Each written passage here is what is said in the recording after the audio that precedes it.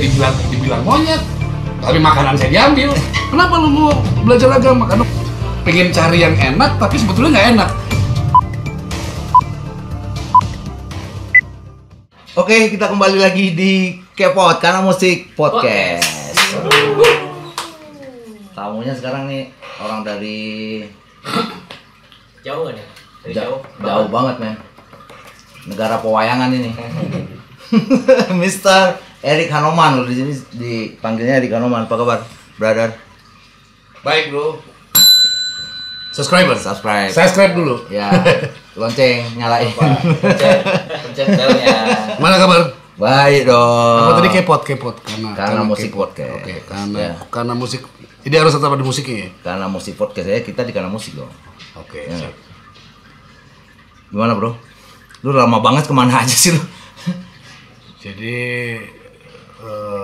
kadang-kadang COVID itu kan kemarin kita ada pandemi itu ya, pandemi COVID itu. Bukan kemarin, sekarang juga masih. Ya sekarang masih, artinya sometimes kita dijauhkan dari banyak hal.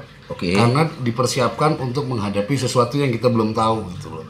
Oke. Nah, jadi gue merasa kenapa gue nggak ketemu lu berapa lama gitu kan, terakhir adalah Pembahasan Hanoman. ya pembahasan Hanuman dulu kita rutin kan ngomongin Ya. tentang Hanuman. Terus habis itu terakhir sama Dedi kan, Dedi Naf kan. Ya. Oh, Kita lu ngomongin sempat kita mau touring syuting, ya, kita mau syuting touring apa apa. segala macam, terus habis itu hilang gitu kan. Hilang karena memang tiba-tiba gue kehilangan energi aja untuk ngapain. Oke. Karena Nggak tahu, dan ternyata jawabannya adalah COVID. Ternyata gue disiapkan ketika ada COVID gue bisa mikir. Iya. Yang sebelumnya gue nggak bisa mikir. Gue hanya bisa mikirin sesuatu yang belum terjadi. Iya. Iya kan, kalau begitu. Jadi udah lockdown duluan berarti. Apa? Udah lockdown dulu. Iya, ternyata sudah anggap saja oleh semesta udah dibikin gitu dulu, dibikin lockdown dulu. Jadi gue nggak pengen yang tadinya gue mikir tentang mau bikin Hanoman, mau bikin touring. Hikayat kopi itu kan, hikayat kopi sama budaya ya sama budaya. Kita budaya. mau ngomongin tentang Majapahit, mau ngomongin yang berat-berat lah, yang ngomongin tentang Indonesia ke depan tuh tiba-tiba gue nggak pengen mikir apa-apa, pengennya udah di rumah aja nggak ngapa-ngapain gitu. Terus ternyata tiba-tiba semua orang ngikutin gara-gara COVID. Dan pada saat semua orang panik itu gue ngerasa nggak ada apa-apa. Karena gue udah biasa. Jadi sebenarnya COVID itu berasal dari dia ini. Sehingga kita harus terkurung di rumah dan segala macam karena COVID ini ngikutin dia gitu. Ya kita kira ceritanya kalau ngomong Hanoman itu kan gitu kan bahasannya. Jadi ya gimana menurut lo tuh soal ini kan? Ya kayak kalau jelas nih COVID ini merubah tatanan, bisa dibilang bukan budaya ya perilaku lah. Ya budaya. Ya budaya jadinya ke budaya. Perilaku kita pada akhirnya karena ada barang ini yang juga nggak kelihatan, tapi kita merubah perilaku keseharian kita. Tapi kalau kita pikir yang negatifnya repot men. Parno kita jadinya emang. Yang ada kalau lu kena ini hari terakhir lu untuk ketemu sama keluarga lu sampai gitu lah, gila kan? Iya kan? Ya. Tapi karena ini bisa dicegah, kan beritanya ini bisa dicegah dengan lu perilaku lu harus lebih bersih, lebih sehat. Lu harus pakai sanitizer, pulang ke rumah cuci tangan, mandi secara apa fisik segala macam. kita punya tools lah untuk bisa menghindari itu gitu ya. Gua bilang juga bisa begini nih, manusia tuh butuh sebuah trigger yang betul-betul membuat dia berubah. Iya. Itu ya semacam revolusi lah.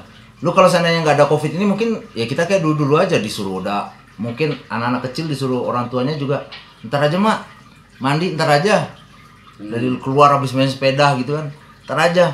Kalau sekarang kan harus ada pressernya. Lu juga, gue juga pulang nih misalnya dari studio pulang ke rumah kadang kan capek juga kan dari pulang habis mixing habis apa gitu kan.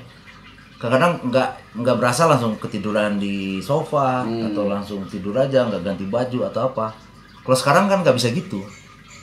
Ada trigger yang membuat kita emang harus melakukannya. Dan kalau kita ambil positifnya ini sebuah kegiatan positif. Akhirnya kita bisa aware sama apa yang terjadi sama diri kita dan sekitar kita gitu kan. Jadi gue punya cerita ini kan terkait pembahasan kita terakhir. Jadi gue seperti menemukan bahwa apa yang kita gue nggak menarasikan karena gue bukan pemerintah dan bukan juga seorang Kita masyarakat lah. itu masyarakat yang mencoba membuat satu analisa tentang satu proses perubahan Oke. yang terjadi pada saat itu gitu kan, bahwa ada perubahan paradigma yang tidak terlihat. Oke. Tidak terlihat tapi kita semua bisa merasakan, tapi belum ada klimaksnya, belum ada triggernya. Ya ujungnya di mana nih? Ujungnya belum ada di mana. Nggak tahu. Tapi gue udah bisa bayangin. Jadi kalau waktu itu kan gue ceritakan sama gue cerita sama lo soal seorang Hanuman gitu kan, seorang monyet yang hidup di dunia manusia, yang semuanya ketakutan, Oke ya. yang semuanya ketakutan karena ada satu Makhluk. yang tidak jelas mengacak-ngacak persaudaraan mereka. Ya. Persaudaraan mereka, tapi jadi mereka mereka menasehati satu sama lain, menuding teman-temannya, Ya. menganggap mereka tidak bermoral lah, ini dan segala macam, yang sebetulnya ini kita sedang ngadepin apa sih? Ya, betul. Ya, kita sedang Ya, ngadepin ya, apa? ya, ya. Dan Hanuman dengan cerdiknya, karena dia monyet yang dikasih lihat segala macam tapi nggak boleh ngomong. Yap. Iya kan? Jadi kan ini kita ngomongin bahwa manusia pada umumnya diberi kesempatan untuk berpikir dan untuk berbicara, mengekspresikan segala sesuatu sampai dia tidak tahu siapa dirinya. Oke ya. Karena apa? Karena sibuk berbicara, sibuk membanding-bandingkan dan lain segala macam. Sibuk takut. Ya sibuk takut dan lain segala macam. Karena kalau saya nggak takut, saya nggak sama dia. Iya kan? Kalau nggak takut sih? Iya kan? Kalau saya berani, nanti saya dianggap gila. Iya, iya. Ya kan? Jadi saya nanti tapi Bukan gila sih, sombong. Ada Jadi parah satu juga. yang tidak punya pilihan itu. Monyet, dia nggak punya pilihan, dia nggak punya pilihan untuk saya harus sama siapa. Iya. Wong saya cuma satu-satunya monyet. Iya. Ya kan, saya nolongin mereka, saya dibilang monyet, tapi makanan saya diambil. Iya kan? Saya ngasih mereka hujan waktu dia kan Hanuman, dia lihat dia lapar, dia pergi ke dia lihat itu buah bukan ya? Dia lihat tuh ke atas tuh buah bukan, dia lama dia mau makan tuh. Nggak taunya matahari. Ya, alengkane ya. Enggak, belum Belum nggak taunya sampai. matahari. Makan. Matahari dia deketin dia panas. Dia nggak kuat kan? Dia cari awan. Ya. Ditutup. Awan itu memberikan hujan kepada orang, kepada siapa? Kepada masyarakat yang ada di bawah. Masyarakat yang lagi kekeringan kena hujan. Ya. Semua tumbuhan berbuah. Orang tahu bahwa Hanuman yang kasih, tapi dia tetap dikatain monyet. Ya. Dan dia sendiri sebetulnya kan sebuah kebetulan aja dia membuat itu kan. Karena dia tapi nalurinya dia bergerak berdasarkan naluri paling primitif, yang naluri yang sebetulnya ada dalam diri setiap orang. Yap. Diri setiap orang. Jadi kadang-kadang kan begini, ketika kita takut lalu kita menghindar, sebetulnya kita nggak tahu siapa yang kita hadapin. Oke. Kita takut sama setan gitu. Kita nggak mau ke situ karena di situ ada setan gitu. Lalu kita hindari tempat itu. Kita nggak pernah tahu di situ ada setan atau enggak. Dan kita tidak tahu bentuknya setan. Iya kan? Iya. Katanya kan? Apa? Iya, masih katanya. Iya, katanya nggak tahu ini setan atau bukan sama segala macam. Tapi ketika kita datang ke sana, apakah itu ada atau tidak kita tahu. Ya. Itu yang digambarkan. Dan akhirnya ketika kita tahu, kita bisa kasih tahu semua orang bahwa itu setan. Ya. Atau di sini tidak ada tempat setan. Begitu juga kayak kita bicara tentang COVID ini, dan Hanuman adalah personifikasi yang kita ceritakan waktu itu. Betul. Adalah kita ngomongin bahwa ini Hanuman ini karena dia sebetulnya jatuh cinta pada Sinta, tapi dia tahu bahwa dia monyet. Nggak mungkin, tapi dia ngerasa bahwa cinta ini harus diekspresikan. Diekspresikan, dia cari musuhnya, dia cari ininya, dia samperin, dia lawan ketakutannya, dia hadapin ini segala macam, sampai akhirnya Rama yang gantengnya sejagat dan dianggap ini, dia harus ngikutin Hanuman sampai mengejar Alengka gitu kan. Sampai akhirnya si Rahwana yang bentuk mukanya itu ada 10 itu artinya apa? Dia bisa jadi COVID. Ya, jadi apapun. Dia bisa jadi apapun. Jadi pada waktu itu gue melihat memang COVID itu adalah, iya dia hanya bagian satu kecil. Dia waktu itu belum ada namanya COVID, tapi kita bilang bahwa ada satu tekanan psikologis secara umum kepada kita di bawah sadar dalam kepala kita untuk berada dalam satu kooptasi monitoring yang besar, ya di mana Rahwana ngeliat monitoring besar, dia bilang gini. Setelah itu gue lagi pengen itu lagi nangis tuh. Ya kan, gitu. Yang di sana nggak tahu, men. Yang di sana hanya sibuk, wah gue Islam. Ya kan, gue Pancasila, gue apa gitu kan, gue anak rock, gue ya kan, dipisah-pisah yang sebetulnya lu siapa? Gua anak metal. Metal kapan? Bapak lu nggak ada metal-metalnya gitu kan, gitu kan. Oh ya kayak gitu. Jadi waktu gue juga bingung ya waktu gue hilang itu. Nah, jadi kopi deh. Ini lagi seru nih. Waktu gue hilang itu gue bingung. Kok gue nggak punya hasrat ya? Ternyata COVID itu muncul, dan waktu COVID itu gue juga sebetulnya gue merasa hilang itu ketika Jokowi naik jadi presiden. Oke. Pak Jokowi jadi presiden, gue merasa pada saat itu ada pikiran-pikiran gue yang sedikit terwakili, sehingga tiba-tiba gue merasa gue nggak perlu ngoceh lagi, nggak perlu mikir lagi, nggak perlu apa segala macam. Tapi gue juga bingung gue mesti ngapain gitu. Ya. Tapi ternyata setelah kita jalan ke sini, gue lihat kayaknya gue harus nonton apa yang gue narasikan secara kita obrolan hayalan atau imajinasi untuk melihat bahwa oh ini sedang berproses nih, proses penangkapannya pencarian bentuk musuh kita, cari rawananya, mencari rawana mana sih gitu ya kan. Rawana itu musuh yang sebetulnya bukan musuh ya, karena dia hantu disebut kan. Dia kadang-kadang jadi PKI ya kan, kadang-kadang jadi Islam garis keras, kadang-kadang jadi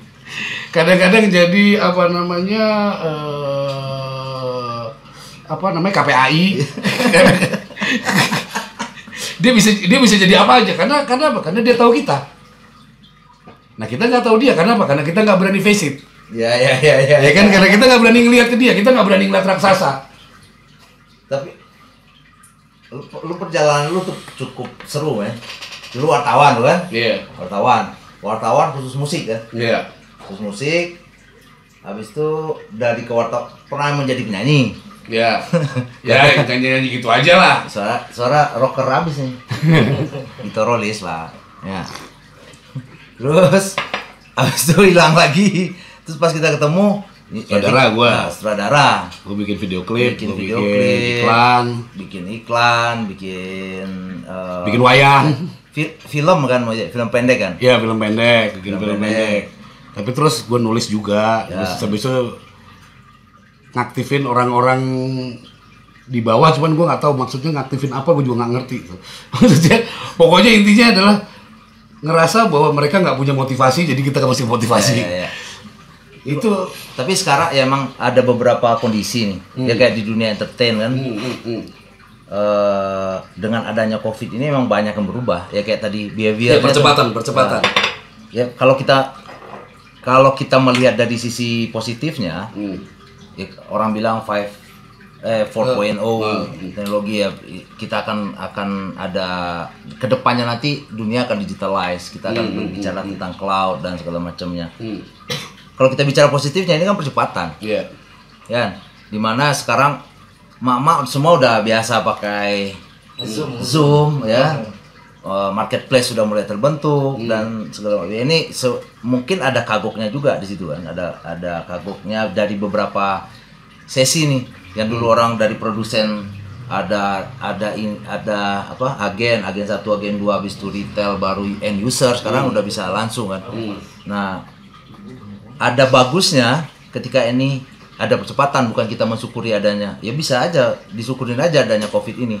Dan kalau seandainya emang posisi ke depan itu nanti kita emang semuanya akan online nih, kita bergerak dalam dunia maya ini, ya ini sebuah bentuk percepatan. Dan kita juga bisa lihat ini sesuai nggak sih sama kita kan, ya gitu juga kan. Iya itu pertanyaan besar, sama seperti ketika kalau pertanyaannya adalah ketika Hanuman bisa sampai di Alengka, ya kan, Hanuman bisa sampai di Alengka, terus Rama bisa sampai di sana, lalu bagaimana mengalahkan Rawana kan? Mengalahkan Rawana sama saja dengan ketika lu udah tahu musuh lu, lu mau jadikan dia musuh seumur hidup, atau lu bisa menjaga bahwa lu tidak saling mengganggu kan, sebetulnya kan gitu kan? Ya kan, tidak saling mengganggu. Artinya begini, kalau kita menjadi bagian dari digital ekosistem, kita kan harus tahu dulu benchmarknya kan. Benchmarknya dasarnya apa sih sebetulnya kan? Yang jelas yang namanya digital world itu bicara pertama-tama adalah ada satu benang merah gitu. Jadi kalau gue melihat digital itu equal atau sama dengan soul. Oke, boleh. Ya, Rasa. Ya, dia hubungannya sama rasa. Jadi ketika digital itu membentuk satu gambar, namanya lu memilih satu account gitu, account untuk lu pilih, lu follow gitu.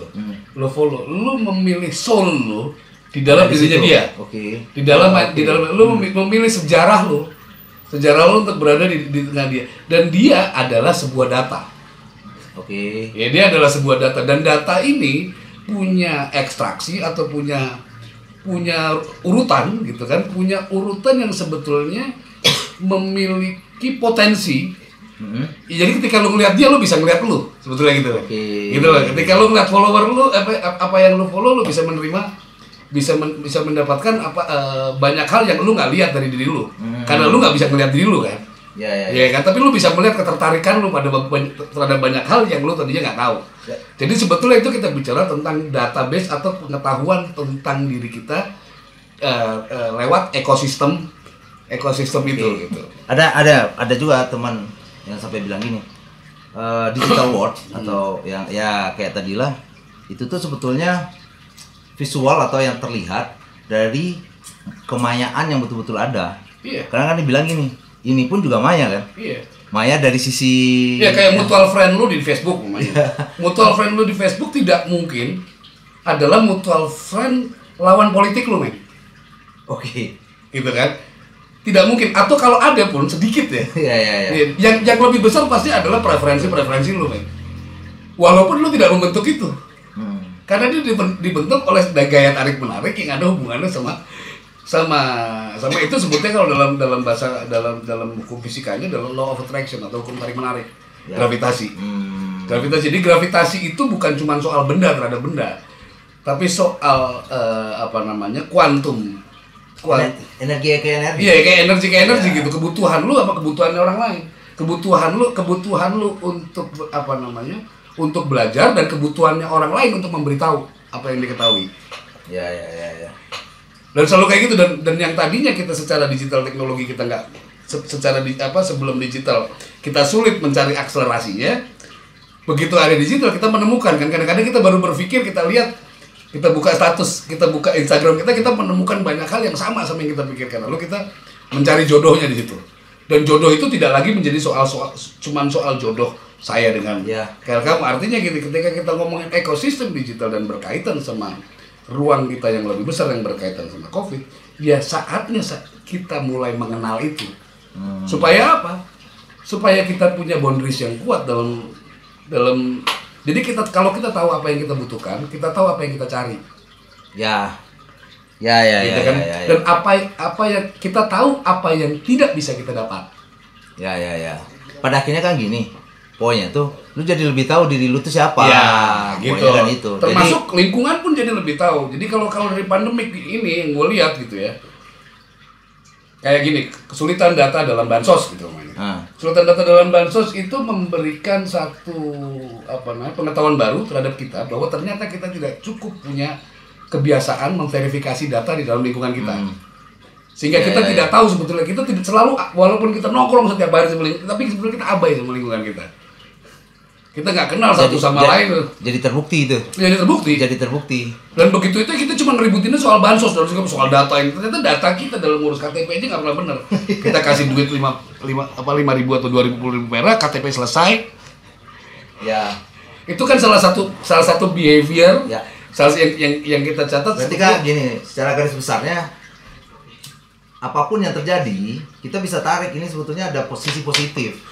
Ya, jadi jangan terlalu sangat positif. Ya, sangat positif ya. Dan kebanyakan kita kan terkotasi nih sama berita-berita yang dari media sosial ya, yang berbagai membuat kita tuh jadi timbul berbagai macam ketakutan. Ya kayak tadilah ya, permasalahan meninggal dan segala macam gitu. Akhirnya kita lupa bahwasanya ini punya sisi positif nih, punya nilai positif yang kalau seandainya lu bisa sikapi itu, ambil hikmahnya, ini bisa sesuatu yang bagus buat lu. Iya. Ya, dan kita ada percepatan ke era yang seharusnya mungkin 2 atau 3 tahun lagi. Kita ada percepatan nih sekarang. Iya, dan keunggulannya adalah kalau ini khusus Indonesia gitu kan. karena kebiasaan kita bereratan gitu kan, closing social closing bukan social distancing. Ketika kita dihadapkan pada social needs kita terhadap satu sama lain itu lebih tinggi. Iya. Kebutuhan kita untuk saling berdekatan, lihat bagaimana kita zooming kayak sekarang, bikin podcast dan segala macam. Dan habis itu egalitarian kita semakin meningkat. Yap. Karena apa? Yang tinggi, yang artis apa segala macam dia turun. Karena terjadi sebelumnya. Yang naik, yang bawah jadi naik. Yang bawah jadi naik itu artinya apa? Kita jadi berani lebih bicara kan, ngomongin sama senior sama. Kalau kita bicara ini mungkin social distancing itu adalah salah satu teguran buat kita. Iya, warning buat kita bahwasanya nih, lu tuh makhluk sosial loh. Lu tuh harus berinteraksi dengan yang lain. Kalau lu nggak mau interaksi nih, gua kasih nih caranya gini. Lu nggak usah berinteraksi sama yang lain kan. Akhirnya lu nggak bisa ketemu, nggak bisa apa. Dan dari situ ya, kalau dalam bahasa sastranya, kalau lu tidak pernah berjauhan, lu tidak tahu akan rindu itu apa gitu kan. Algoritma kalau tidak ada perbedaan gitu ya. Kalau tidak ada perbedaan, algoritma itu tidak hidup. Dia tidak akan bergerak. Iya, betul. Algoritma itu adalah mencari persamaan dari perbedaan. Ya. Jadi perbedaan di dalam social distancing adalah syarat untuk menemukan satu titik temu gitu kan. Betul. Titik temu. Jadi kalau kita balikin lagi ke Hanuman tadi kan, sebetulnya adalah lu kenapa mesti ngelihat dia monyet atau bukan monyet? Kita mau menuju kemana sih? Ya. Ya kan? Kalau kita mau bicarakan tentang COVID, maka kita cari COVID-nya bareng-bareng. Kita lawan bareng-bareng. Jangan kita abaikan diri kita dengan melihat banyak hal yang di luar sana yang sebetulnya nggak ada kaitannya sama kita. Itu kan artinya kita define sendiri aja COVID-nya. COVID-nya taruh barangnya di depan, kita tonton semua. Ya kan? Atau kita abaikan aja bareng-bareng. Iya, kita abaikan bareng-bareng, kita bikin fokus yang berbeda, kita ganti COVID 2020 atau apa gitu kan. Iya, harus berani seperti itu gitu kan. Seperti itu. Dan membangun logikanya, artinya harus ada jangan selalu ya kan, kemarin tuh akhirnya banyak cerita nih, harus ada ini permasalahan konspirasi nih. Yeah. Ini apa? Emang itu yang terkembang-kembangin. Ya, dia dikembangin, akhirnya bikin orang jadi tambah ada. Jadi perasaan tuh jadi ada perasaan takut, perasaan tertekan pada perasaan tertekan karena apa? Karena mengetahui sesuatu yang tidak diketahui. Ya, terus kesal kan? Kesal. Gua sempat juga ngobrol sama teman-teman, terus dia sibuk permasalahan konspirasi dan segala macam, sampai ketika ditanya, kalau seandainya kita tahu nih siapa penyebabnya, terus urusannya sama lu apa? Akhirnya kan gitu.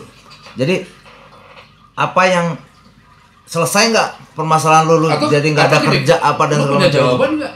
Kalau lo punya jawaban, mari kita wujudkan. Mari kita wujudkan.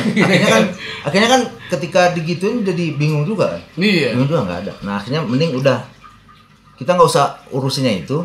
Sekarang akibat dari yang namanya apapun itu, apa yang terjadi sama kita nih? Banyak kan? Kalau di teman-teman ya permasalahan bisnis, permasalahan pekerjaan, jadi cut lo semua tuh, jadi parah semua. Kita bangun aja apa yang bisa kita lakukan starting dari sekarang. Kita nggak perlu lagi label-label apakah namanya itu new normal, apakah namanya bergerak aja udah. Setuju. Bergerak aja udah. Iya, mamanya begini kita bilang, mamanya satu contoh gitu. Contoh mamanya Jokowi bilang, saya buka dengan satu kata. Bangun Indonesia. Setiap YouTuber atau setiap Instagramer atau setiap influencer menyambung kata satu Indonesia menjadi satu tambahan satu kalimat yang masuk akal. Ya. Mamanya begitu. Lalu runutkan kalimat-kalimat itu, lalu dibaca terakhirnya sama siapa, dan itu yang kita kerjakan. Bagaimana mamanya kayak gitu. Itu kan artinya apa? Kita melempar mengikis perbedaan, ngomongin perdebatan dieliminir. Yang kita bicarakan yang lu sebutkan pertama kali itu yang kita pakai. Itulah yang disebut sambung menyambung. Jadi artinya COVID pun bisa kita lingkarin dengan begitu gitu. Kalau COVID itu negatif, kita bikin positif. Iya kan? Jadi yang repotnya tuh sekarang, ya bukan repot, yang terjadi kadang-kadang kan gini. Harusnya kan ini bisa dijadikan musuh bersama, COVID ini kan. Tapi ketika itu jadi musuh bersama, harusnya kita bersatu. Iya. Karena musuhnya sama nih. Iya. Kita yang temenan, tapi masalahnya tapi facing dulu musuhnya di-define dulu. Musuhnya jangan lu ambil dulu gini kan. Gini, bedanya Wuhan sama kita dalam konteks COVID apa? Nggak ada. Wuhan nggak tahu, kita nggak tahu. Ya kan? Wuhan tahu karena duluan, Tapi bukan berarti kita juga jadi tahu dapat dari dia aja, enggak dong. Kita hanya mendapatkan simptomnya aja, bahwa pernafasan oke, ambil pernafasannya gitu kan. Ambil pernafasan, cari persamaannya apa. Ada yang namanya sinusitis, ada yang namanya pneumonia, ada yang namanya ini segala macam. Buka datanya, data yang besar. Namanya data ini malaria apa segala macam. Ini bahayanya mana? Jadi mana yang mau menyandera kita, yang mana menjadi kita layak jadikan musuh, yang mana gitu kan? Kita ternyata dia sempit. Kalau sempit ya jangan jadi musuh, buang aja gitu kan. Dan gua menarik kayak lu cerita tentang ketika lu ada sinusnya lu kan, ada apa aja lagi? Iya, gua dulu punya sinus, gua ada penyakit hepatitis. Sampai sekarang tuh masih kan? Masih. Nah, terus itu menakutkan gua sampai gua nggak bisa ngapa-ngapain dan sakit bener gua. Dan pada saat itu itu lu keluar nggak di pers dulu gara-gara itu ya, karena sakit dan segala macam itu dulu ya? Bukan, gue masih di pers, gue liputan, sebelumnya. Tapi liputan gue tuh gue nggak nyaman, gue ngelakuin segala sesuatu tuh nggak nyaman karena gue ngerasa gue harus minum obat supaya penyakit gue tidak menyebar, supaya gue bisa lebih percaya diri karena penyakit itu apalagi gue takutnya waktu itu gue baru menikah, gue takut nggak punya anak. Ada ketakutan itu. Ada ketakutan gue nggak punya anak karena masa muda gue dulu nakal banget gitu kan. Gue takut nggak punya anak. Tapi gue bilang setelah gue pikir-pikir gitu, gue ngerasa bahwa ini mau membebani gue. Akhirnya gue bilang ya gue nggak punya anak, terserah. Gue gue buang obat gue. Tadi gue nggak minum es, gue nggak minum es, gue nggak minum alkohol dan segala macam. Gue cuman gue berusaha jaga hidup sehat dan segala macam. Tapi dengan ketakutan itu ternyata membunuh gue. Jadi gue nggak percaya diri terhadap banyak hal, termasuk lu harus kuliah karena jadi dia mempengaruhi kehidupan yang lain gitu. Sampai akhirnya gue bilang, loh, gue kan nggak gitu orangnya, kenapa gue tiba-tiba jadi begitu ya? Kalau gitu sebaiknya gue gini, gue lepasin, gue sekarang minum es, gue nggak peduli sama ini, buang obat gue semua. Sekarang gue jalanin hidup gue besok dengan pikiran bahwa besok pagi gue mati, bos. Dan lu siapin diri lu itu. Besok pagi gue mati. Besok pagi gue tidak menjadi orang yang tidak berguna. Tapi yang gue lakukan hari ini gimana caranya gue berguna? Gitu kan, artinya gue bikin pendek aja hidup gue, gak panjang-panjang gitu. Ya itu gue lakukan, enjoy main habis itu men. Hampir tidak pernah mengganggu lagi tuh penyakit semuanya men. Bukan tidak ada gangguan, ada. Dan di umur gue semua orang ngalamin itu semua men. Lu kan 35 kan? Gue 35 kadang 23. Sama malu lah, ya kan? Kan lo lahir duluan. 2 menit depan gue mak gue dulu. Enggak. Jadi maksud gue ini, kenapa gue tanya itu? Ini kan satu hal yang bisa jadi contoh. Bukan berarti kita harus mengabaikan kesehatan enggak. Tapi bahwasanya sembuh atau sakit itu sangat berpengaruh di pikiran kita. Tergantung dari kita. Jadi gini, kalau kita berpikir tentang mati, ini termasuk ideologi soal belief system ya. Ketika kita berpikir tentang mati, kan banyak yang bilang bahwa kita harus ingat bahwa kita nanti akan mati. Ya pastilah kita mati. Gitu. Kalau ada yang berpikir bahwa kita hidup selamanya, itu aneh gitu kan. Artinya kalau kita berpikir, artinya gini, mati itu adalah sesuatu yang pasti. Jadi jangan pernah kita berpikir soal kematian, tapi pikir apa yang bisa kita lakukan pada saat kita hidup. Jadi intinya adalah bahwa kalau lu berpikir soal kematian, lu membunuh diri lu karena lu akan terus masuk dalam bayang-bayang kematian itu. Mimpi lu, tidur lu, jalan pikiran lu, itu dead end. Lu nggak akan pernah ketemu sesuatu yang lebih indah dibanding apapun yang lu lakukan besok pagi. Jadi jangan salah memaknai ya. Jangan salah memaknai. Bahwa lu harus mengakui, bahwa lu harus waspada bahwa kehidupan itu tidak abadi. Ya lakukan yang terbaik hari ini. Biar ketika lu mati lu tuh proud. Iya. Ya paling nggak kalau ketika lu mati, orang-orang yang ini ingat bahwa yang diingat baik gua gitu kan. Iya, betul. Kenapa? Karena gua nggak ngajarin orang untuk mati. Kenapa gua ngajarin orang mati? Orang udah pasti mati kok. Kita mencatat setiap hari, kita pemakaman dan lain segala macam. Kenapa kita lagi omongin lagi itu? Yang kita lakukan adalah gimana caranya kita bangun hidup terus gitu kan. Ya kan dibilang juga bahwasanya yang membunuh istilah itu salah satu yang bisa menghancurkan virus ini adalah imun tubuh. Ceritanya kan begitu. Dan gua baca juga kalau nggak salah tuh pikiran kita keparnoan kita itu, ketakutan kita itu salah satu yang membuat imun kita tuh turun, malah sampai 50-70%. Iya. Ya berarti kan happy aja sebetulnya. Iya sama seperti. Walaupun ya kayak lu bilang tadi, kita tahu mati itu keniscayaan. Tapi nggak ingat mati, yang dimaksud dengan mati itu bahwasanya biar lu hidup lu tuh benar. Iya. Ya kan, bukan lu ingat Gedein, matinya lu berarti kalau ingat. dalam bahasa agama, gedein amal lu. Ya Kan gitu. gedein, inget mati itu adalah gedein amal lu. Amal lu apa? Ya amal lu selama di dalam otak lu berpikir baik, selama apa yang lu lakukan dengan niat baik, selama yang lu ingat adalah hal-hal baik, maka yang akibat-akibat yang akan lo tangkap di akhir nanti itu adalah hal-hal baik. Ya, adalah kebaikannya. Itu adalah amal, gitu kan. Bahwa orang lain tidak menerima kebaikan lo itu hanya bunga-bunga, gitu kan. Bukan sesuatu yang ini, gitu kan. Artinya kita harus punya paradigma sendiri dalam mengukur kebaikan kita, karena yang tahu baik itu kan diri kita sendiri. Ya. Itu maksudnya dari kenapa kita harus melawan COVID dengan apa yang kita sudah alami, apalagi kalau kita umurnya bisa sampai 35 kan. Ya. Ini 35 semua nih. Kita generasi 35. Apalagi kalau kita sudah sampai umur 35 kan, sudah sampai umur 35 itu kan artinya apa? Baik dan buruk itu udah bolak-balik sebetulnya gitu-gitu aja. Cuman kita masih disuruh memakai paradigmanya orang lain. Baik, tidak menjadi diri lu sendiri gitu. Akhirnya kita nggak pernah kenal diri kita sendiri karena kita nggak pernah berdialog sama diri kita gitu loh. Karena nggak pernah disudutkan. Nggak pernah disudutkan sama kenyataan gitu kan. Pengen cari yang enak tapi sebetulnya nggak enak. Tapi ya harus jalan, kan aneh gitu. Ngapain cari yang enak gitu kan? Jadi sofa ke depan bikin apa aja nih? Ada rencana? Ya rencana sih banyak. Yang jelas gue masih pengen jalanin mindset taman bermain Pancasila. Ya oke. Dan kembali ke akar kepada di fitrah. Kantong-kantong diskusi masih banyak lo ya. Baru mau mulai lagi nih. Kemarin kan nggak boleh ya. Kemarin libur, artinya karena kan diskusi kan musuhnya udah ada nih. Kan? Iya. Kalau kemarin kan musuhnya bingung kita. Siapa ya? Ngomong gini katanya orang situ musuh kita juga kayak gini.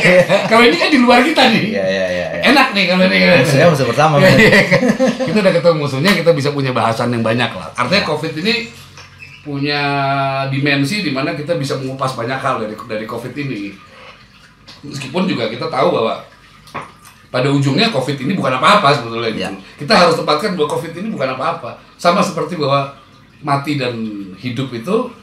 Ya pokoknya gini, COVID itu adalah semua penyakit. Dan banyak juga penyakit yang lain. Iya. Tapi kan membiasakan diri untuk itu dari awalnya kita dapat informasinya kan bombastis kemarin itu. Iya. Wah, kan? Dan gimana caranya kita untuk lebih Gini aja sederhana. aja. Kenapa Pak Tani itu di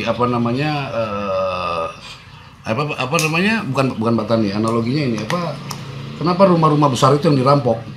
Kenapa bukan rumah-rumah yang terbuka yang dirampok? Padahal rumah-rumah terbuka banyak gitu kan?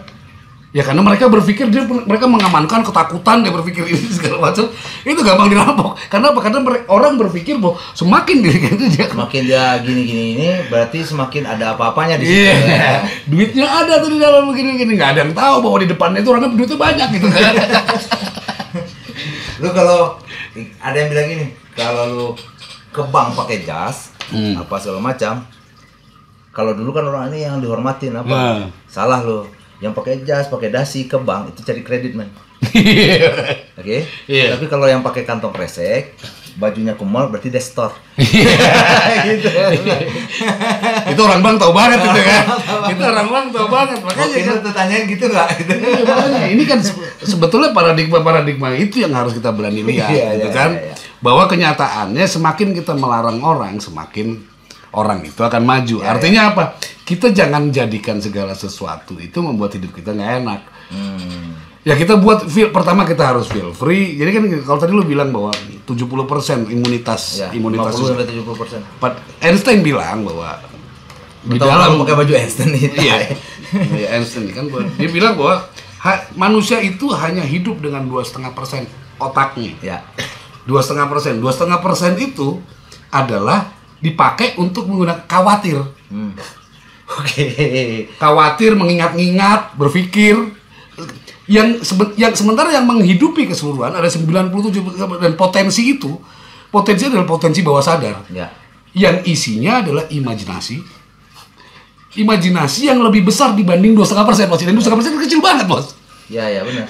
Dan itu emang terjadi lah. Sebelum Einstein juga bilang dalam Islam itu kan ada suratnya sampai. Iya. Was-was, orang-orang yang was-was. Biasanya manusia itu orang-orang yang was-was. Was-was itu kan merugi khawatir terus, gitu. apa takut, iya, berhitung apa, gitu kan, merugi gitu kan. Padahal sebetulnya udah pasti rugi. Jangan cari untung makanya gitu kan. Ya kalau enggak, sebetulnya enggak gitu juga. Enggak, maksud gua adalah ya lu berpikir ikhlas aja. Iya, ikhlas aja. Ya lu lakukan, you do the best gitu kan. You do the best, habis itu lu serahkan semua pada Allah. Betul. Gitu kan, artinya jangan lu serahkan dulu orang lu, apa yang lu serahin. Lu nggak tahu apa yang lu pegang, lu serahin gitu kan. Nah, atau gini, kenapa lu mau belajar agama? Karena gua mendekatkan diri sama Tuhan. Yang mana Tuhannya? Jadi lu pastikan dulu Tuhannya, lu baru lu bisa dekat. ya. Gitu, maksudnya logikanya ada gitu loh ya kan. Ya. Jangan lu mendekatkan sesuatu yang sebetulnya lu nggak tahu ini dekat atau jauh gitu kan. Atau jangan-jangan gue sedang menuju ke jurang. Jadi untuk lu melakukan sesuatu emang harus ada pemahaman terhadap itu. Oh iya. Basicnya harus ada. Jadi ketika lu melakukan sesuatu lu tahu lu ngelakuin apa sih. Itu dia. Ya kan? Kayak sekarang juga lu takut jangan karena katanya. Kalau takut ya takut, tapi ada dasarnya. Iya. Terus ketika lu takut tuh lu tahu nih gimana cara mengatasi. Iya, lu cerna dulu. Lalu cerna dulu. Jangan lu omongin dulu. Iya. Kenapa? Karena ketakutan lu menular, bos. Ya. Ketakutan lu menular, dan ketakutan lu yang sekecil itu bisa menjadi besar buat orang lain, bos. Dan bisa membunuh sometimes buat orang lain. Dan buat kita juga kan kadang-kadang gini. Dulu informasi harus kita cari, ya men. Lu harus rajin baca koran. Karena informasi harus lu filter. Informasi harus lu filter karena lu diam aja informasi ada. WA grup, Instagram, Facebook dan segala macam itu istilahnya itu sampai ke tangan langsung. Kalau lu tidak lagi makan duduk mak kita teriak-teriak oceh-oceh gitu kan. Ya kalau seandainya kita tidak punya kemampuan untuk memfilter itu, emang kita jadi anjing serba salah semua. Iya. Tapi gue sepakat yang tadi tuh, bahwasanya itu apa? Dengan adanya social distancing ini membuat kita tahu bahwasanya kita itu makhluk sosial. Iya, bahwa kita makhluk sosial. Dan makhluk sosial itu syaratnya adalah kenal dirinya. Iya, benar. Dan satu lagi yang gini, biasa kan sempat juga ada tuh di meme-meme gitu. Ini ngumpul bareng-bareng nih. Ya. Tapi semuanya di dunia mayanya. Ngobrol WA grup rame. WA grup rame tapi ketika ketemu gini kagak rame. Itu kan terjadi ya, maksudnya kan terjadi kemarin. Terus posting di story, wah senang ketemu. Seru. Udah kenyataannya. Itu kan fake jadinya kan. Kalau kondisi sekarang kita tuh rindu untuk bertemu loh. Walaupun bisa ketemu, kan beda lah kita ketemu lewat Zoom, video call apa segala macam itu dengan bersentuhan ya fisiknya tuh kita ketemu itu kan berbeda.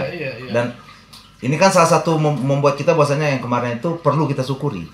Ya, perlu kita syukuri bahwasanya emang kita ini makhluk sosial. Kita makhluk sosial dan kita sebagai bangsa Indonesia fitrahnya memang sosial. Iya, fitrahnya memang sosial. Jadi makhluk sosial itu adalah kalau di barat dia adalah cita-cita. Oke.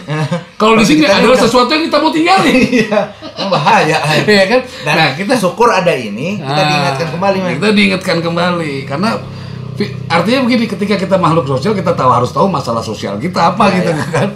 Dan ketika pun ada teknologi baru atau kita menuju ke industri yang baru 4.0 dan segala macam yang sifatnya tuh apa namanya? Beyond cloud lah, beyond lah. Kalau kita tahu bahwasanya kita masuk makhluk sosial itu tidak meninggalkan silaturahmi ini, man. Iya, betul. Ya Sekarang kan? silaturahmi Silaturahmi the point. Ya, silaturahmi itu at the point dan semuanya itu bisa terselesaikan ketika kita punya itikat baik dan bertemu. Ya, kalau lu punya itikat baik doang terus lu nggak ketemu kan nggak selesai juga kalau Kayak gini seandainya kan ada maksudnya gini, permasalahan. kenapa orang Amerika lebih banyak orang gila dibanding orang Indonesia? Emang gitu? Iya. Ya banyak pembunuh-pembunuh lebih gila kan di sana Iya. di Amerika kan. Banyak pokoknya psycho apa namanya? Orang-orang psycho lah. Ya orang-orang psycho di Psikopat lah. Psikopat di bule itu kan sejarahnya panjang gitu. Kenapa? Karena mereka terasing dari habitatnya. Gitu, terasing dari habitatnya. Mereka berhasil menemukan sesuatu karena apa? Karena mereka tidak punya kemampuan untuk bersosialisasi lebih banyak dengan orang lain. Ya. Sehingga akhirnya mereka mengatasi persoalan-persoalan mereka dengan menemukan hal-hal ini semua nih. Bersilaturahmi. Ya, enggak, dia bersilaturahmi dengan teknologi. Ya, oke. Dia menciptakan teknologi, menciptakan ini untuk membangun eksistensinya mereka sebagai pribadi. Oke. Iya, kan dia membangun eksistensinya sebagai pribadi. Karena apa? Karena kalau saya berdekatan sana, saya nggak bisa karena di sana punya mazhab ini, punya ini dan segala macam. Nah, kita punya egalitarian yang bareng sehingga kita punya kekurangan sehingga kita tidak pandai menciptakan sesuatu gitu kan. Karena apa? Karena kita sibuk dengan sosialisasi terus kan, silaturahmi terus. Tapi kita sebagai dalam indeks kebahagiaan kita lebih bagus. Mereka lebih gila karena apa? Karena kita menjalani fitrah kita sebagai makhluk sosial. Iya, kita menjalani fitrah kita sebagai manusia walaupun dalam ini selalu ketemu perselisihan, ketemu apa? Karena perselisihan itu bagian dari keindahannya. Keindahan sosial, disitulah kita belajar. Karena kalau sama biasanya kita nggak belajar. Ya benar. Kita kan belajar ketika ada yang bertentangan sama kita baru kita. Kenapa ya begitu gitu kan? Kenapa ada perbedaan? Gimana Kenapa ada perbedaan dan itu membuat kita sehat. Ya. Sementara kalau di luar itu menjadi itu karena apa? Mereka dipaksa untuk menjadi sesuatu yang dia juga belum tahu jawabannya. Yang belum tahu jawabannya. Makanya ada Tommy McFake, ada si David Koresh, ada segala macam menciptakan hal-hal yang dan dalam film-filmnya kita lihat apa Jekyll and Hyde dan segala macam. Itu karena memang mereka punya orientasi yang besar dalam menguasai dunia gitu. Menguasai karena individunya merasa dia terasing dari semesta, jadi dia punya tuntutan untuk menguasai. Kalau kita nggak punya. Oke, jadi gitu kan. Itu kelebihan kita yang mesti kita syukurin. Artinya dalam konteks balik lagi kita ngomongin ke digital tadi, kita punya potensi besar untuk membangun jaringan digital berdasarkan kebiasaan silaturahmi kita. Ya benar. Jadi marketplace kita tuh kayak gini. Bentuknya digital tapi kayak gini. Kita ngomong dari elemen yang ada di dalam sini aja nih. Kita ngomongin dalam elemen di sini ada gelas, ada mic, ada laptop, ada nggak yang memenuhi marketplace dari ini kan banyak sebenarnya dibeli di marketplace. Tapi itu dari kita bukan kan? Bukan. Artinya kita saat ini adalah kita bagaimana kita bisa belajar untuk mengisi ini. Isinya yang dari mesin-mesin ini ada di Indonesia semuanya. Cuman kita belum merasa itu menjadi kebutuhan kita karena kita nggak pernah di-encourage bahwa itu adalah kekayaan kita. Kita hanya ngomongin hal yang makro aja gitu kan. Tapi kan prinsip keseimbangan juga perlu. Iya. Ya, maksudnya tuh kemajuan teknologi harus diimbangi. Ya, dengan maju teknologi aja tanpa ada kehidupan sosial yang benar, itu akan problem. Tapi kalau seandainya kita mengutamakan makhluk sosial doang tanpa teknologi yang ada juga problem. Nggak bisa. Nah, kalau seandainya sekarang teknologinya ada, jadi gini, teknologi gua bagi jadi dua ya. Teknologi lahiriah, teknologi fitrah kita ya. Teknologi berhubungan, berkomunikasi, kecerdasan kita atau kesadaran kita dalam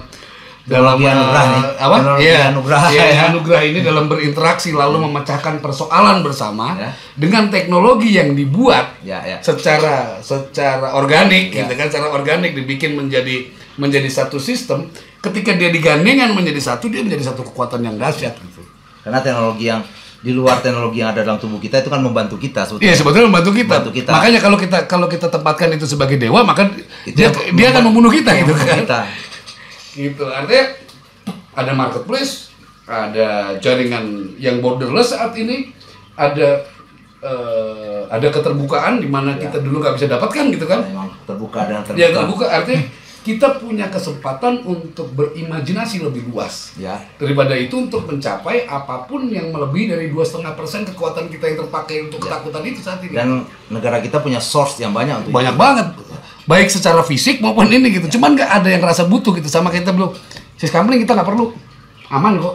Orang kan hanya ngomong di level kita nggak kecurian gitu kan. Padahal ketika kita bicara siskamling itu kan ketika kita menggunakan siskamling sebagai alat untuk membuat ini gitu misalnya gitu kan, kita bisa mempertahankan keamanan wilayah dengan apa? Dengan mengatakan bahwa mic ini dilindungi oleh secara ekonomi kita bisa menjaga ini ekonomi dari situ gitu kan. Paling tidak orang di lingkungan kita nggak lapar gitu kan. Dan lagi ini kan ekosistemnya kan kayak karena musik ini kan udah ada. Walaupun lu tidak jobnya aja nggak jalan, mati dan lain segala macam. Setidaknya hari ini kita syuting semuanya kameranya ada 21 di situ. Artinya manusianya ada. Ya. Tinggal gimana nih ngisinya nih? Dan poinnya kan harus bergerak dulu. Iya kan, Ya, harus kan? bergerak dulu. Iya. Jangan berpikir yang macam-macam apa segala macamnya. Facing lah. Facing. Ya, jadi thank you banget nih brother. Kita yang jelas teman-teman di sini juga emang kita butuh apalah namanya ya, mutakarah, berdiskusi, saling bertukar pikiran dari berbagai macam perspektif. Terus supaya kita mendapat nilai-nilai positif dari apa yang terjadi. Iya. Ya, poinnya kan apapun, kalau seandainya apapun yang terjadi dalam kita, ketika kita bisa mengambil sisi positifnya, itu adalah sebuah kebaikan dan buat kita selalu bisa bersyukur. Kan begitu kan? Dan juga butuh keseimbangan, kayak lu bilang tadi, teknologi, keseimbangannya juga sosialisasi, silaturahmi, ekosistemnya juga perlu kita seimbangi. Lingkaran terikat. Ya, gitulah. Jangan sampai teknologi menguasai kita. Dah. Gitu. Betul. Kalau teknologi menguasai kita, pasti yang membuat teknologi yang menguasai kita, jadi bukan teknologinya kan. Iya kan? Dan ini kalau kita terusin bakal panjang terus ya. Amen. Nanti berulang dan ntar kita Iya. harus ketemu lagi. Nanti gantian lu gua undang ke Siap, Jakarta kita. terkendali. Kita ngobrol lagi. Kolek. Boleh. Nanti kan ada behavior yang mesti kita kupas. Siap. Behavior digital lah. Oke, teman-teman, sampai di sini dulu sekarang ini. Ketemu lagi di Kepot selanjutnya. Terima kasih Om Erik Oke. atas kunjungannya. Kopinya Terima masih kasih banyak. semuanya. Kita lanjutin lagi Oke. setelah ini. Oke? Sip. Thank you. Oke. Dadah. Eh.